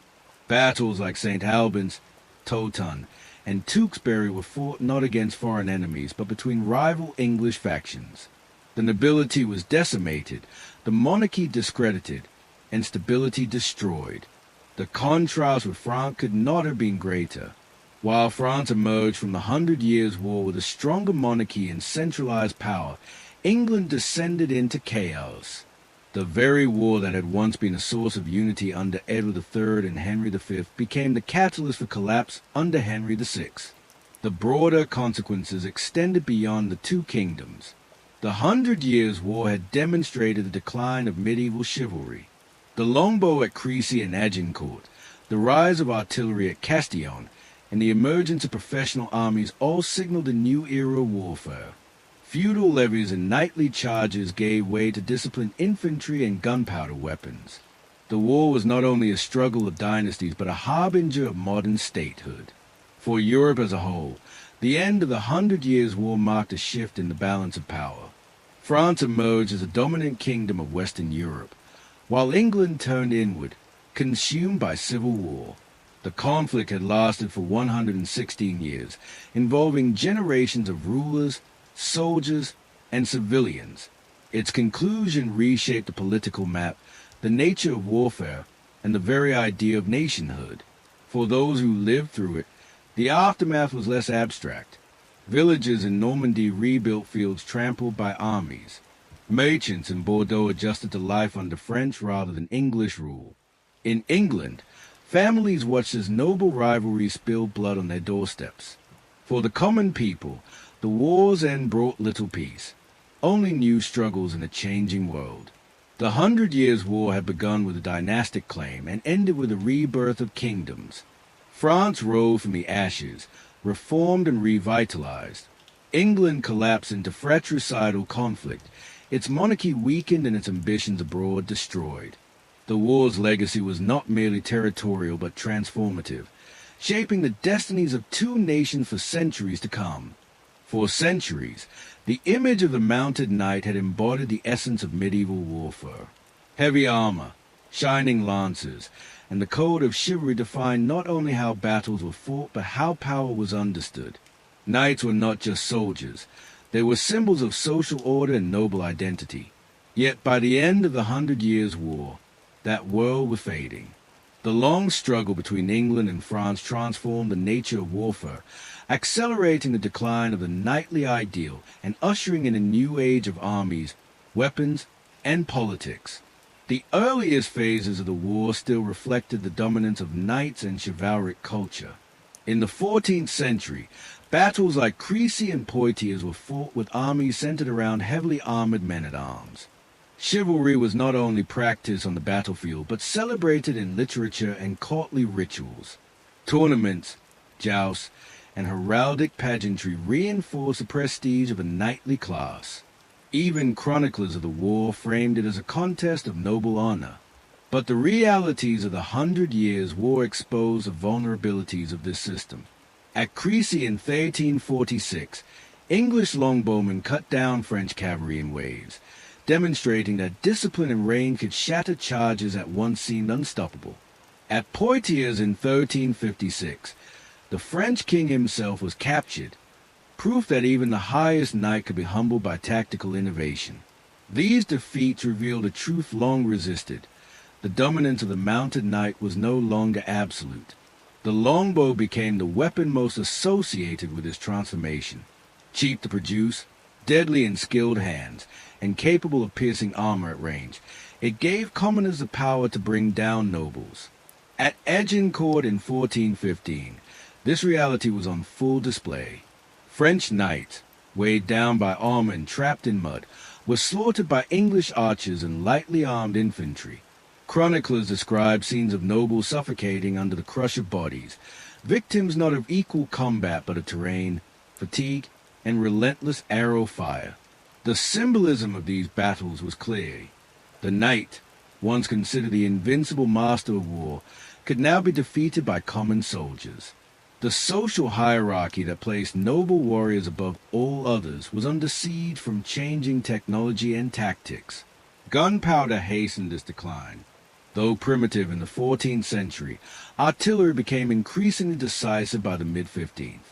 At sieges, cannon reduced once impenetrable castles and city walls to rubble. Fortresses that had defined medieval power, symbols of noble autonomy, were rendered vulnerable.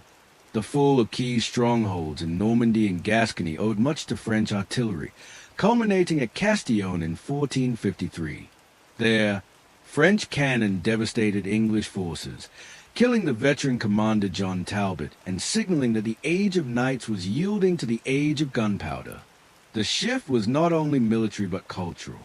Chivalry, as an ideology, continued to be celebrated in literature and art, but its relevance to warfare waned.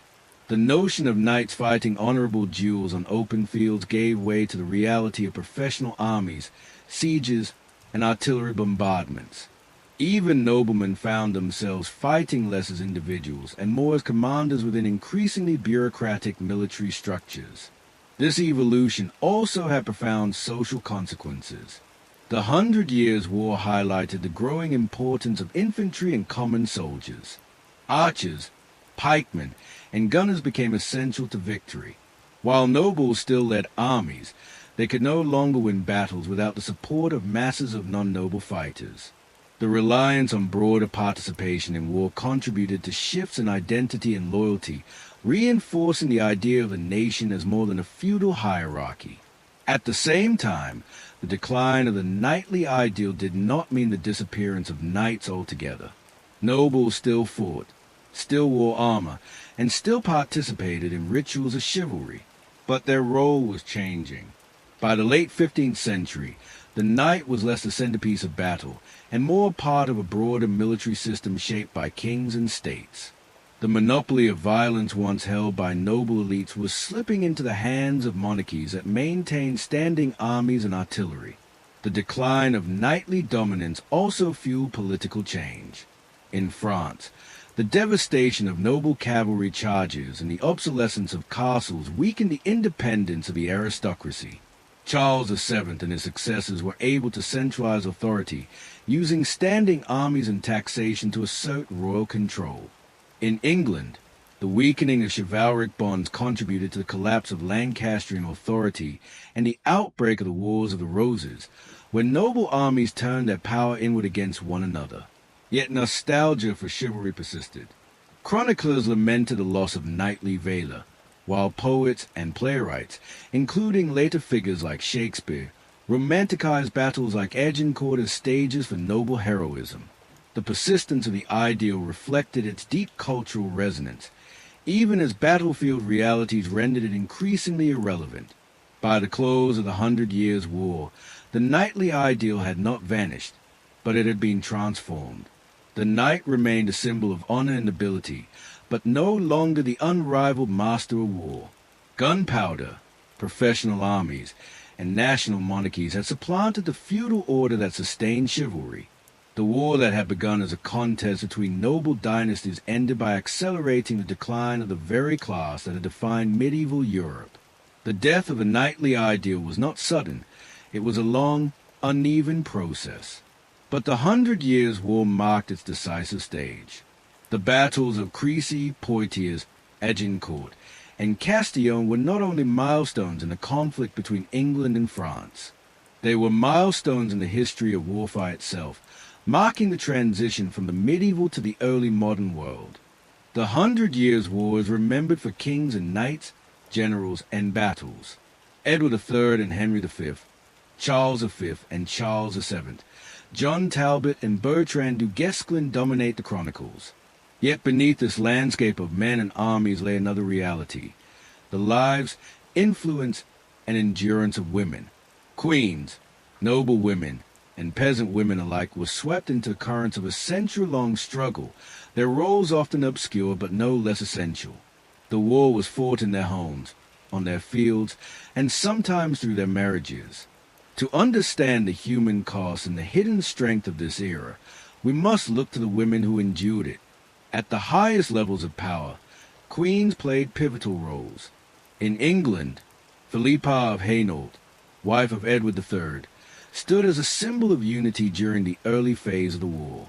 Her intercession at Calais in 1347, when she persuaded Edward to spare the lives of the city's burghers after its capture, became legendary. Chroniclers celebrated her compassion, contrasting it with Edward's martial severity. Such moments were not only symbolic, they reflected how queens could temper royal authority and shape perceptions of war. Later, Catherine of Valois, the French princess married to Henry V after the Treaty of Troyes in 1420, became the embodiment of Anglo-French union. Her marriage symbolized Henry's triumph, binding the crowns of England and France.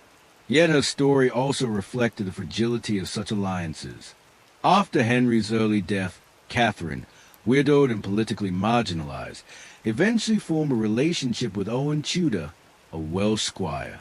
Their descendants would found the Tudor dynasty, a reminder how even sideline queens could shape dynastic destiny. In France, Isabeau of Bavaria, wife of Charles VI, wielded influence during her husband's bouts of mental illness. Often vilified by chroniclers, accused of extravagance and betrayal, she was a controversial figure, but her position as regent placed her at the heart of the kingdom's divisions. She signed treaties, negotiated alliances, and bore the brunt of resentment for decisions that fragmented France. While her legacy remained contested, it demonstrates the visibility and vulnerability of royal women during wartime. Beyond the queens, noble women carry the burdens of leadership when husbands, fathers, and sons went to war, or were killed in it. Castles and estates often fell under their stewardship. In regions like Normandy and Gascony, where conflict raged for decades, noble women managed defenses, organized supplies, and negotiated with invading armies. Some took direct roles in resistance.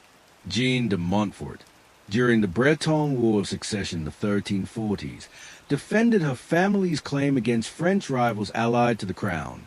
Her courage earned her comparisons to later heroines like Joan of Arc. Women also served as conduits of diplomacy. Marriage was a weapon of war, binding kingdoms and securing alliances. English kings repeatedly sought continental brides, while French royalty used marriages to solidify bonds with Burgundy, Brittany, and other powerful houses. For the women involved, these unions were rarely personal. They were political instruments, sealed with their bodies and lives. Their ability to bear heirs linked dynastic survival directly to their fates. Yet the greatest impact of the war on women was not at courts or castles, but in villages and towns. For peasant and urban women, the war was a daily struggle for survival. Armies on chivalry, raiding campaigns designed to devastate enemy lands, brought destruction to countless homes. Women were left to protect children, tend fields, and rebuild after armies moved on. Chroniclers describe villages burned, livestock seized, and famine-stalking survivors. Women bore the brunt of this devastation, tasked with holding families and communities together amid chaos. The threat of violence was ever present. Rape and abduction were grim realities of medieval warfare, used to terrorize populations and assert dominance. While not always recorded in official chronicles, legal documents and local accounts reveal the scale of suffering. For women, survival often meant negotiating with occupying forces, hiding valuables, or fleeing into forests and hills to escape advancing armies. At the same time, women were essential to the economies that sustained war. Markets, textile industries, and agriculture relied heavily on female labor, especially when men were absent on campaign. In towns like Rouen and Bordeaux, women managed workshops, sold goods, and maintained urban life under siege. Their contributions, though rarely celebrated, kept societies functioning during decades of disruption. Religion provided another outlet for women's roles. The cult of saints, pilgrimages, and local devotions offered solace amid devastation. Women often led in preserving spiritual life, organizing prayers for peace and intercession. Figures like Bridget of Sweden and Christine de Pizan gave voice to female perspectives on war and morality. Christine, one of the first professional female writers in Europe, lived through the conflict in France and used her works to advocate for peace, justice, and the dignity of women. Her book of the City of Ladies challenged prevailing misogyny, offering an intellectual counterpart to the physical endurance of ordinary women. Of course, no account of women in the 100 Years' War can omit Joan of Arc. Her rise as a peasant girl who claimed divine visions, led armies, and saw Charles VII crowned at Reims was extraordinary. Yet her uniqueness should not overshadow the broader reality. Women were deeply enmeshed in the war, whether as queens negotiating treaties, noble women defending castles, or peasants rebuilding villages. Joan's martyrdom at Rouen in 1431 symbolized both the extraordinary possibilities and the brutal limitations for women in a world defined by male power. The aftermath of the war reinforced these patterns. In France, the monarchy emerged stronger, but women continued to bear the social burdens of Reconstruction.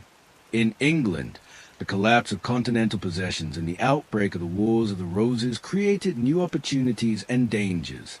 Noble women such as Margaret of Anjou, Elizabeth Woodville, and Margaret Beaufort would play decisive roles in shaping dynastic struggles, carrying forward a tradition of women as political actors in times of crisis. Looking back, the 100 Years' War was not simply a story of men in armor. It was also the story of women, queens and peasant mothers, writers and saints, defenders and survivors, whose lives were forever altered by a century of conflict. Their resilience and influence were often hidden in chronicles that glorified knights and kings, but without their endurance, the survival of societies at war would not have been possible. The women of the 100 Years' War remind us that history is not only made on battlefields.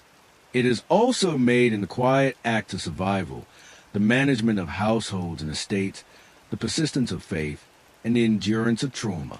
In their shadows, the war was fought and endured, leaving legacies as profound as any battlefield victory. The 100 Years' War is often told as a saga of kings, nobles, and generals. Yet the true weight of this conflict was borne by those with no crowns, no banners, and no chronicles written in their names. The common people, peasants in fields, artisans in towns, merchants on the roads, and clergy in parishes lived the war in ways very different from the nobility. For them, the 100 Years' War was not about dynastic claims or royal ambition. It was about survival in a world of endless taxation, devastating raids, and constant fear. From the very beginning, ordinary men and women found themselves at the mercy of armies. The English chevauchés of the mid-14th century were designed not merely to capture territory but to devastate the land. Mounted raiders swept through villages, burning crops, looting homes, and driving off livestock. The purpose was clear: to cripple the enemy's ability to sustain war and to demoralize the population. For the peasants whose homes lay in the path of these raids, the result was catastrophic. Fields that represented a year's labor went up in flames. Families fled into forests or fortified towns, leaving behind what little they owned. The French countryside bore the brunt of this devastation. Chroniclers described entire regions depopulated, villages abandoned, and farmland reverting to wilderness. Survivors spoke of hunger, disease, and despair.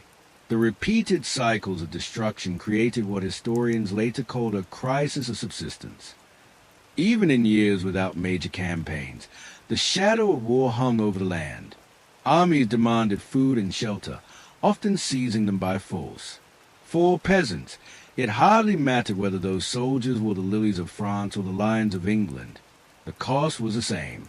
Taxation compounded the suffering. War required money, and monarchs on both sides turned increasingly to their population for revenue. In England, the crown imposed wool taxes, subsidies, and parliamentary levies to fund armies and fleets. In France, new taxes such as a taille became permanent fixtures of governance. These burdens fell hardest on common people, who paid in coin or in kind while seeing little benefit. To many peasants, war was not a distant contest of kings, but a relentless drain on their livelihoods. The weight of taxation often sparked resistance. In 1358, amid the devastation of Edward the Black Prince's campaigns, French peasants in the Ile-de-France rose in revolt in what became known as a jacquerie.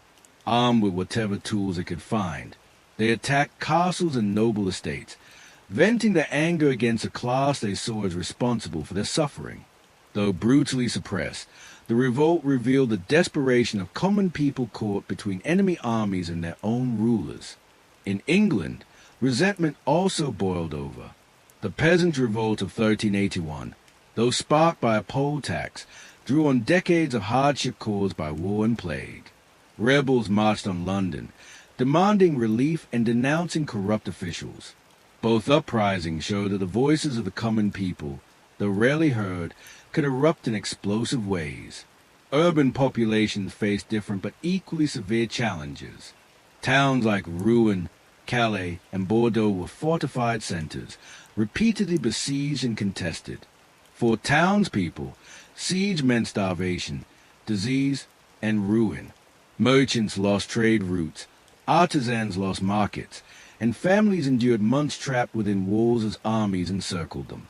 In Rouen's famous siege of 1418 to 1419, food supplies dwindled so badly that desperate inhabitants resorted to eating horses, dogs, and even worse. When the city finally surrendered to Henry V, its population was shattered. Even towns that escaped siege suffered. Trade routes across France and the Low Countries were disrupted by war, undermining livelihoods. English control of Gascony once fueled a booming wine trade, but its loss in 1453 devastated merchants in both Bordeaux and London. For artisans and craftsmen, war meant fewer buyers and greater insecurity. Some adapted by producing arms and armor, profiting from demand, but most struggled. Religion and community life offered both solace and expression of suffering. Parishes organized processions, prayers, and appeals to saints for deliverance from war. Chroniclers recorded how villages saw divine punishment in the cycles of destruction. Churches became sanctuaries, storing valuables or offering shelter during raids. Yet even these sacred spaces were not always spared. Armies looted churches as readily as farms. Common people also bore arms themselves. Kings relied increasingly on levies and militias drawn from villages and towns. Longbowmen, recruited from England's yeomanry, became decisive at battles like Crécy and Agincourt. For many English peasants, war offered wages, plunder, or even honor. In France, municipal militias defended towns against siege. Participation in war gave common men a role in national struggles, though often at the cost of their lives. For their families, the absence or loss of men added to hardship. Women's burdens were especially heavy. Left to manage farms and households in the absence of men, they faced not only economic strain, but also the threat of violence. Accounts from raid described women assaulted, abducted, or forced to ransom their family's survival. Yet women also acted as guardians of communities, negotiating with soldiers, hiding food, and sustaining households through ingenuity. Their resilience was unrecorded in chronicles but essential to survival. The voices of common people rarely survive in their own words. We glimpse them through tax records, court documents, and the writings of elites. Yet these fragments reveal their centrality to the war's story. The 100 Years' War was not fought only on battlefields. It was fought in burned villages, looted markets, and empty granaries. For every night celebrated in poetry, thousands of peasants endured devastation silently. By the war's end in 1453, the exhaustion of common people was profound. In France, decades of devastation were followed by the challenge of rebuilding. Villages had to be repopulated, fields reclaimed, and markets restored. In England, resentment over taxation and defeat contributed to the unrest that would explode in the Wars of the Roses. Ordinary people, who had paid the price for generations, now faced new cycles of turmoil. The 100 Years' War reshaped the lives of common people in ways as profound as it did the politics of kings. It deepened poverty, fueled rebellion, and demanded resilience. It revealed how war, waged for dynasties, was endured by those with no dynastic stake. Their voices are faint, but their experience is unmistakable. Without them, feeding armies, paying taxes, rebuilding towns, the war could not have been fought at all. The Chronicles of Kings tell one story of the 100 Years' War. The lives of peasants, townsfolk, and villagers tell another, a story of survival amid endless conflict, of suffering and endurance, of voices too often lost in the shadows of history. When the 100 Years' War ended in 1453, its scars were still raw. Villages smoldered, castles lay in ruins, and generations of men had perished. Yet as the dust settled, the story of the conflict began to transform. Chroniclers, poets, and rulers shaped how the war would be remembered. Sometimes as tragedy, sometimes as triumph, and often as myth. The 100 Years' War was more than battles and treaties. It was a cultural event that forged legends, created national memories, and left stories that echoed for centuries. From the beginning, chroniclers recorded the war with a mixture of detail and drama. In England, Jean Froissart's chroniques offered a vivid account of campaigns in the 14th century. Froissart described battles like Crécy and Poitiers in romantic, almost theatrical tones. Knights were portrayed as noble heroes, their deeds framed within the ideals of chivalry. For readers in England and beyond, his words turned warfare into legend, emphasizing valor over suffering. Froissart's narrative became one of the most influential lenses through which the early stages of the war were viewed. In France, chroniclers like Jean de Venette and Enguerrand de Montstrelet painted a different picture. Their accounts highlighted devastation, famine, and the suffering of common people. Montstrelet, writing in the 15th century, emphasized the turmoil of civil wars between Armagnacs and Burgundians, as well as the humiliation of English occupation. Where English sources glorified conquest, French accounts often underscored endurance and resilience. Memory, from the very start, was divided by national perspective. As decades passed, rulers seized on memory to legitimize their power. For the English, Agincourt became a symbol of glory. The unlikely triumph of Henry V against overwhelming odds was celebrated in chronicles and later immortalized in ballads and plays. The image of English archers humbling French knights resonated as proof of divine favor and national strength. Even after the war ended in defeat, Agincourt endured as a cherished memory, a bright moment in a narrative of decline. For the French, Joan of Arc emerged as the ultimate symbol of revival. Though condemned as a heretic by the English, her martyrdom in 1431 was reinterpreted after victory as divine sacrifice. Charles VII's coronation at Reims, achieved through her efforts, was celebrated as a turning point of the war. In the decades after her death, Joan's story spread across France as a tale of faith, courage, and resistance. By the 16th century, she had become a national heroine. Her eventual canonization in 1920 cemented her as one of the most enduring figures not only of the 100 Years' War but of French history itself. Myth and memory were also carried in literature and song. The war inspired chronicles, romances, and even propaganda. English poets celebrated victories, while French writers lamented devastation. Christine de Pizan, writing during the conflict, offered a female perspective, urging peace and condemning destruction. Her works remind us that memory was not only crafted by warriors and kings, but also by those who endured the war's toll in other ways. Over time, the war's memory evolved to fit new political contexts. In England, the loss of France became a painful wound, remembered with bitterness as well as pride. The rise of the Tudor dynasty reframed the war as part of a longer story of dynastic change, while later rulers looked back to Agincourt as a model of national unity. In France, the war was remembered as a crucible of survival.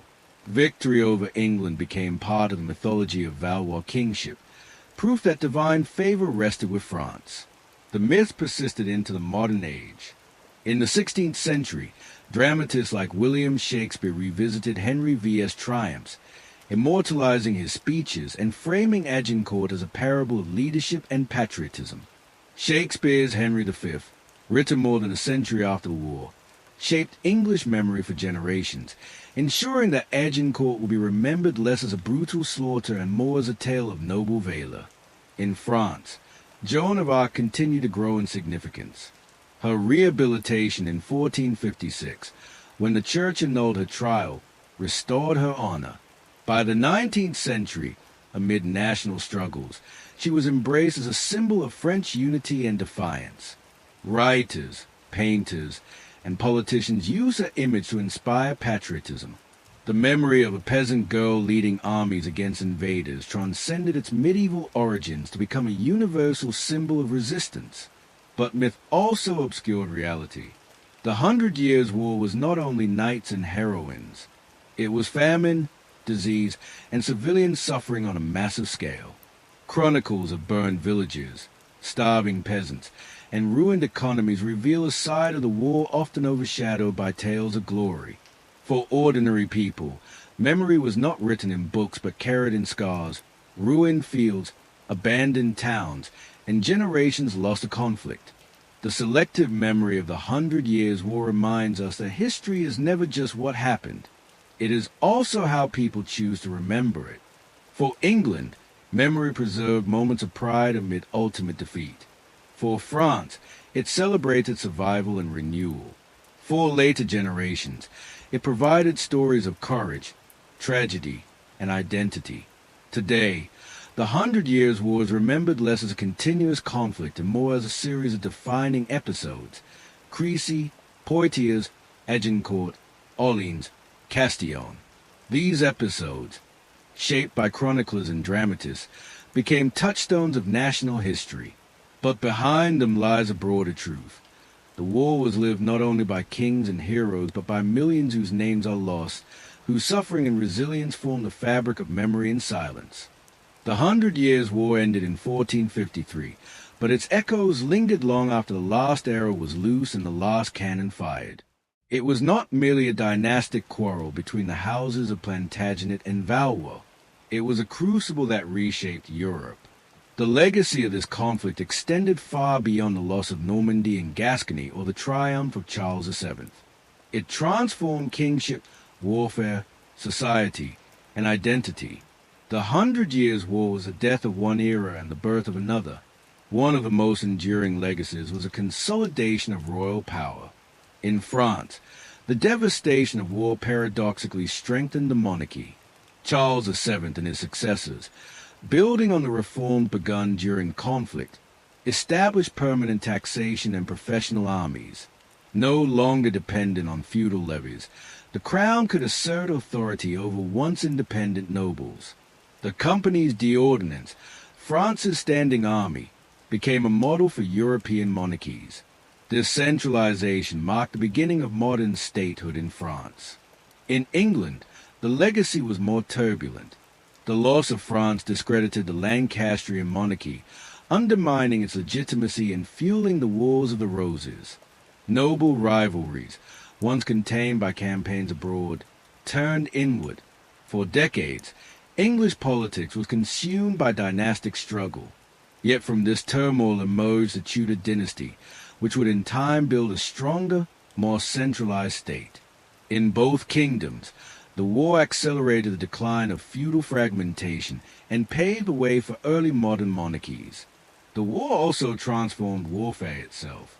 The age of knights and castles gave way to the age of artillery and professional infantry. The longbow had already demonstrated the vulnerability of heavy cavalry. By the mid-15th century, cannon made stone walls obsolete, signaling the decline of medieval fortresses. Standing armies, maintained through permanent taxation, replaced temporary feudal levies. These developments foreshadowed the military revolutions of the early modern era, where states wielded unprecedented power through organized, professional forces. Another legacy was the rise of national identity. At the war's outset, loyalties were often feudal and regional. Many nobles held lands on both sides of the Channel, serving whichever crown benefited the most. But as the war dragged on, English and French identities hardened. Victories like Agincourt became part of English national memory, while the defense of Orleans and the coronation at Reims symbolized French resilience. Language, culture, and shared suffering reinforced a sense of belonging to a nation rather than merely to a lord. By the war's end, England and France were no longer realms of overlapping dynasties, but distinct kingdoms with emerging national consciousness. The economic and social impact was equally profound. In France, generations of peasants endured devastation from chevauchés, sieges, and pillaging. Villages were depopulated, farmland abandoned, and trade disrupted. Yet the monarchy's post-war reforms gradually stabilized the economy. In England, merchants suffered from the collapse of the Gascon wine trade and the loss of continental markets.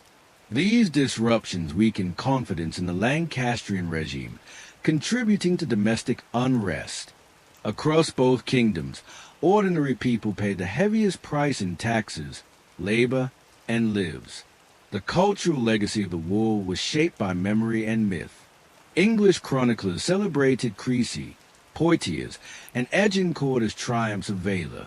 Shakespeare would later immortalize Henry Villa's victory, embedding it in English identity. In France, Joan of Arc became a symbol of divine deliverance. Her martyrdom transformed into national inspiration. These narratives reinforce emerging identities, turning moments of war into legends that outlived the conflict itself. The war also altered Europe's balance of power. France emerged stronger, its monarchy revitalized, its territory unified. England, weakened and inward-looking, abandoned continental ambition for generations. The dream of an Anglo-French empire died at Castillon, replaced by a more insular English identity that would eventually look not to France but to the seas. The rivalry between the two kingdoms did not vanish, but its form changed. Future conflicts will be waged on new fronts, shaped by new ambitions. Perhaps the deepest legacy was a transition from medieval to early modern Europe. The 100 Years' War spanned more than a century, bridging the world of knights and castles with a world of gunpowder and centralized states. It revealed the limits of feudal bonds, the power of professional armies, and the importance of taxation and bureaucracy. It transformed how rulers governed, how wars were fought, and how peoples understood themselves. For the people who lived through it, the war was not an abstract transformation but a daily struggle. They saw their villages burned, their families torn apart, their kings falter and triumph. They endured famine, plague, and devastation. Their resilience, often overlooked in chronicles of kings and battles, was a foundation upon which nations were rebuilt. The 100 Years' War was not endless, though it must have seemed so to those who lived through it. But its legacy was indeed endless, echoing in the political, military, and cultural developments of centuries to come. It was a war that ended one world and ushered in another,